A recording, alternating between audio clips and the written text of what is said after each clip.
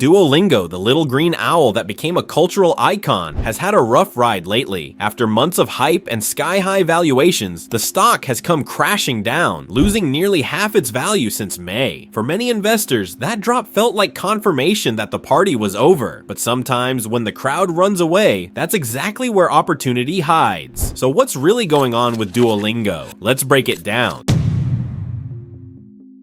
The company's second quarter earnings actually looked promising at first glance. Daily active users hit an all-time high. That means more people are opening the app every day, which is exactly what any digital platform wants. But here's the twist. Monthly active users slipped slightly quarter over quarter. That raised eyebrows because ideally, you want both numbers growing together. Management explained this dip by pointing to their quirky dead owl campaign in the first quarter, which had given a temporary boost that naturally faded. But there's another factor at play. Duolingo's new energy system. If you've played mobile games, you know how this works. You get a limited pool of energy to use, and when it runs out, you either wait or watch ads, or pay to recharge. Some see this as a cheap, scammy mobile game trick. Others argue it's genius. By nudging users to return daily, Duolingo strengthens habits, increases engagement, and opens the door to more monetization opportunities. Love it or hate it, it shows Duolingo is experimenting with ways to turn casual learners into consistent, engaged customers.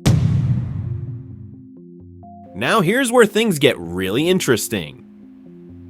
Duolingo isn't just about languages anymore. The company is expanding into chess, music, and math. And of those three, chess has exploded in popularity, already outpacing math and music, despite only being available in English and iOS for now. This is a huge deal. Why? Because it shows the power of Duolingo's network effects. Once you have hundreds of millions of users, adding new subjects doesn't require massive marketing spend. People already trust the platform, and they're curious to try new offerings. Over time, Duolingo could evolve from that language app into a full-blown e-learning hub for just about anything.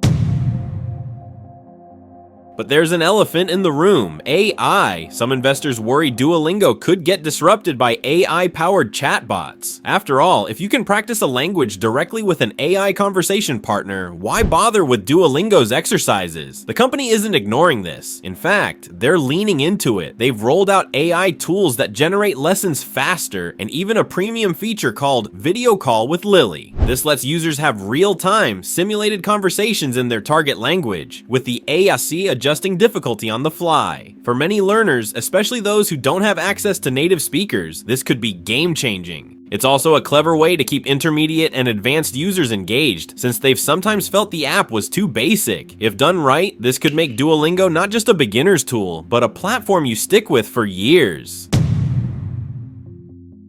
We can't ignore Duolingo's cultural influence either. That quirky green owl, sometimes threatening, sometimes hilarious, has become a meme machine on social media. It's weird, it's self-deprecating, and it works. Gen Z and millennials eat it up, and it keeps Duolingo relevant in a way that few educational apps can match. That constant presence in the cultural conversation is a hidden advantage, making the brand sticky and memorable.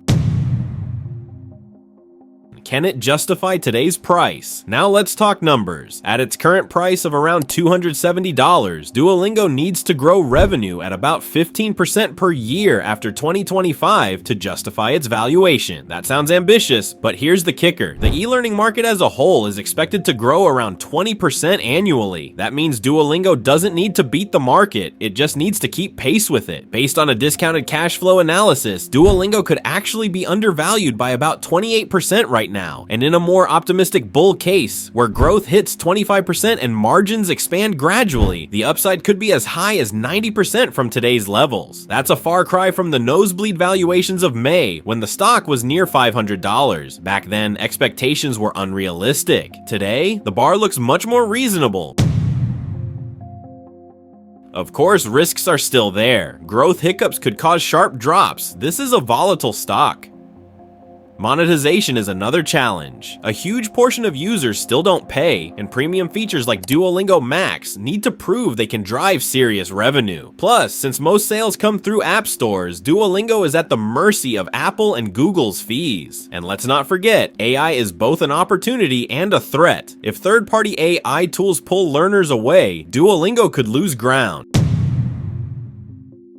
Here's the story in plain English. Duolingo has fallen hard, but its business isn't broken. The company is growing, experimenting, and expanding into new areas like chess, math, and music. Its quirky branding keeps it culturally relevant and top of mind. At today's price, the stock actually looks far more reasonable than it did earlier this year. If Duolingo keeps growing at a modest 15% per year, it's fairly valued. If it rides the e-learning wave closer to 20 to 25%, it could be seriously undervalued. That's why despite the hype fading, some investors see this as their edge. When everyone else is giving up, Duolingo might just be setting the stage for its next act. Sometimes the green owl is scary, but for patient investors, it might also be a friendly guide toward long-term gains.